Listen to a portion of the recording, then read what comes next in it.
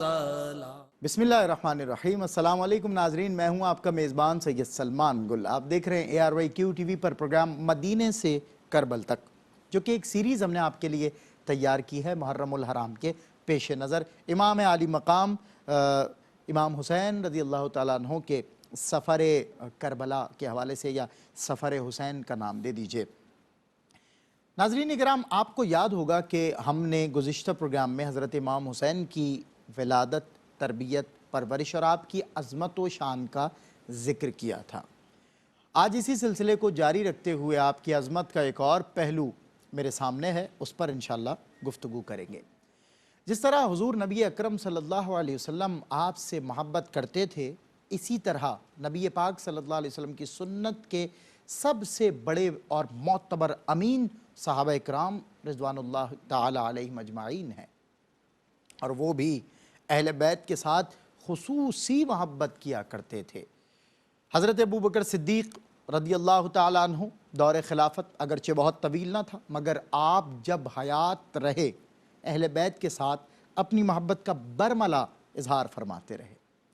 بعض روایات میں تو یہاں تک آیا ہے کہ آپ لوگوں کو بھی تاکید و تلقین کیا کرتے تھے کہ ان کی عزت اور خدمت کیا کرو۔ حضرت امام حسین رضی اللہ تعالیٰ عنہ بھی ان سے جا کر اکثر رہنمائی حاصل کرتے تھے۔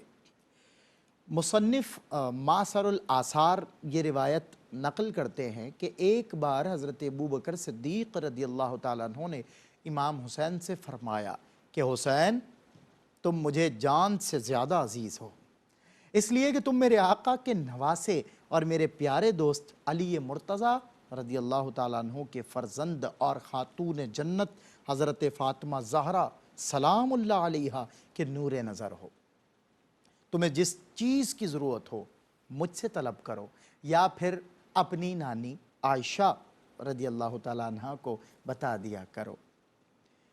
لے کے جائے گی جناح میں پاک نسبت آپ کی، لے کے جائے گی جناح میں پاک نسبت آپ کی، کہہ رہی ہے خود غلاموں سے یہ جنت آپ کی۔ علامہ جلال الدین سیوطی رحمۃ اللہ تعالیٰ علیہ اپنی کتاب تاریخ الخلفاء میں تحریر کرتے ہیں کہ حضرت حسین رضی اللہ تعالیٰ عنہ دربار رسالت میں جب جاتے تو حضرت صدیق اکبر ہمیشہ اٹھ کر ان کو سینے سے لگا لیتے اور ان کے ماتھے پر بوسہ بھی دیا کرتے تھے۔ الغرض یہ کہ عہد صدیقی میں حضرت امام حسین رضی اللہ تعالیٰ عنہ نہایت خوش و خرم رہے اور حضرت ابوبکر صدیق سے بہت کچھ سیکھتے رہے۔ اگرچہ کہ امام حسین ابھی کم سن تھے، لیکن صحبت صدیقی سے ان کی شخصیت میں مزید نکھار اور انوار پیدا ہوئے۔ حضرت عمر فاروق اعظم رضی اللہ تعالیٰ عنہ بھی اہل بیت کے بہت زیادہ قدردان اور مرتبہ شناس تھے۔ ان کی خلافت کے وقت حضرت حسین کی عمر تقریباً 9-10 برس تھی، مگر حضرت عمر ان کی قدر و منزلت سے بخوبی آگاہ تھے اور اس کا اظہار خیال بھی فرمایا کرتے تھے اور برملا بھی اس کا اظہار اکثر کیا کرتے تھے۔ حافظ ابن کثیر کی بیان کردہ ایک روایت کے مطابق حضرت عمر فاروق بھی حضرت ابوبکر صدیق رضی اللہ تعالیٰ عنہ کی طرح حضرت امام حسین سے نہایت حسن سلوک سے پیش آتے تھے اور حسنین کریمین کو بڑے درجے کے صحابہ میں شمار کرتے تھے۔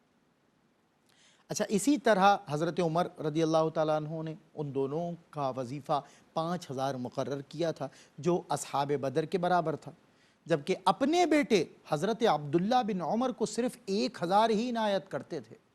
تاریخ کبیر میں ایک واقعہ ان الفاظ میں درج ہے کہ ایک دفعہ حاکم یمن نے حضرت عمر فاروق رضی اللہ تعالیٰ عنہ کی خدمت میں کچھ حلے بھیجے، جو انہوں نے لوگوں میں تقسیم کر دیے۔ اتنے میں حضرت امام حسین تشریف لے آئے۔ حضرت عمر کے چہرے کا رنگ بدل گیا۔ انہوں نے لوگوں کو مخاطب کر کے فرمایا کہ تم لوگوں کو حلے دے کر میں ذرا خوش نہیں ہوں، کیونکہ فرزندان رسول صلی اللہ علیہ وسلم کو میں کوئی حلہ نہیں دے سکا۔ دراصل یہ حلے ان کی شان کے لائق ہی نہ تھے۔ اس کے بعد حضرت عمر رضی اللہ تعالیٰ عنہ نے حاکم یمن کو لکھا کہ اعلیٰ قسم کے 2 حلے جلد از جلد بھیج دو۔ حاکم یمن نے فوراً آپ کے حکم کی تعمیل کی اور 2 حلے بھیج دیے۔ حضرت عمر رضی اللہ تعالیٰ عنہ نے حضرت حسن اور حضرت حسین کو وہ حلے پہنا کر اپنا دل ٹھنڈا کیا اور اللہ کا شکر ادا کیا۔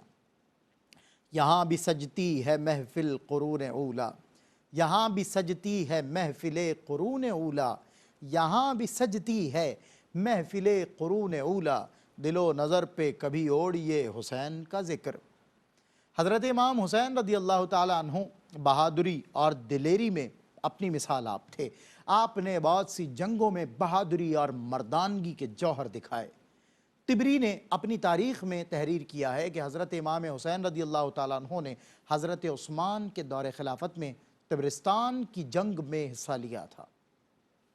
یہ جنگ 30 ہجری کو ہوئی تھی۔ اسی طرح ابن خلدون اور بعض دوسرے مورخ تحریر کرتے ہیں کہ امام حسین اس لشکر میں بھی موجود تھے جس نے مصر کی فتح کے بعد افریقہ کے دوسرے علاقوں پر چڑھائی کی تھی، اور اسلامی لشکر کے ساتھ جس میں متعدد صحابہ اکرام شامل تھے، حضرت امام حسین بھی مغرب اقصیٰ تک پہنچ گئے تھے۔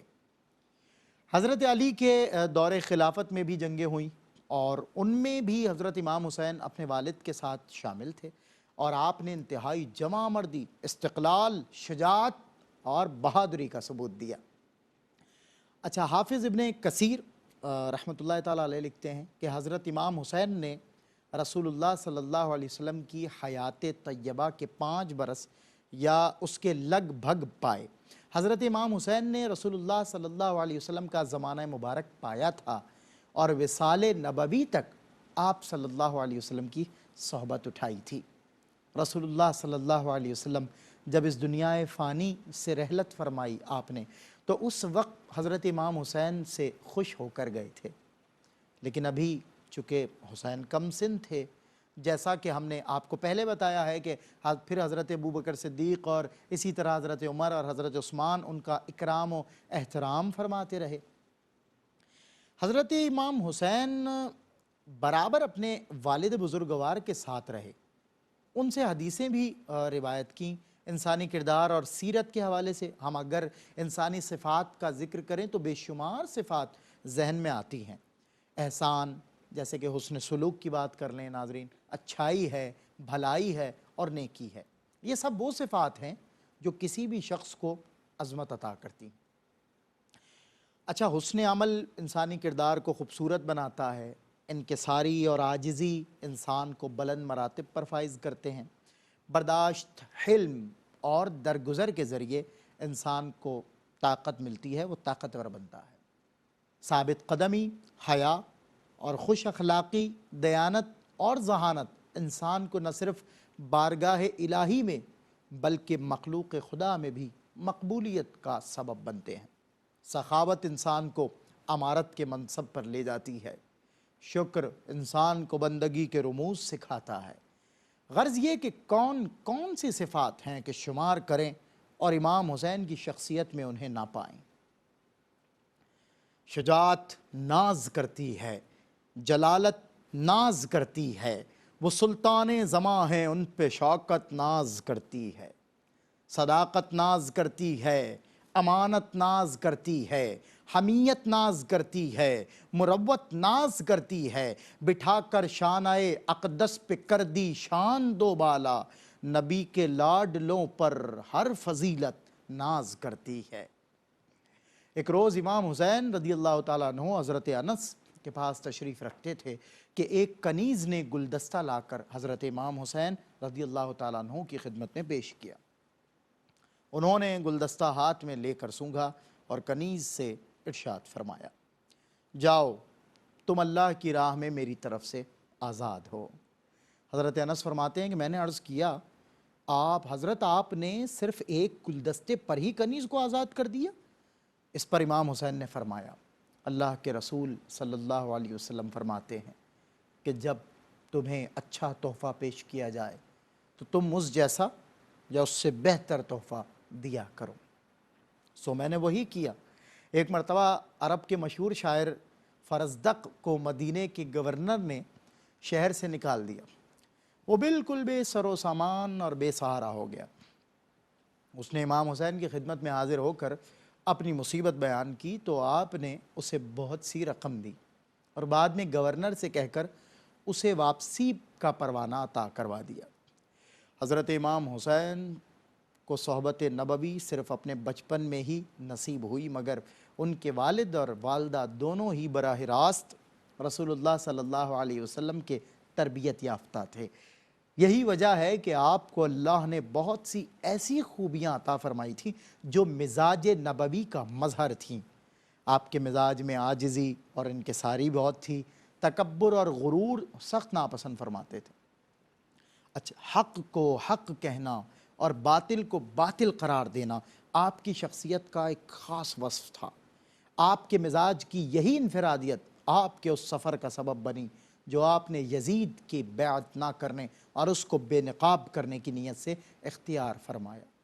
آپ کی نسبت کا تقاضا بھی یہی تھا، آپ کی تربیت کا تقاضا بھی یہی تھا، اور آپ کے مقام و منصب کا تقاضا بھی یہی تھا کہ آپ زندگی کے ہر موڑ پر حق کو اختیار کریں اور باطل کا انکار کریں۔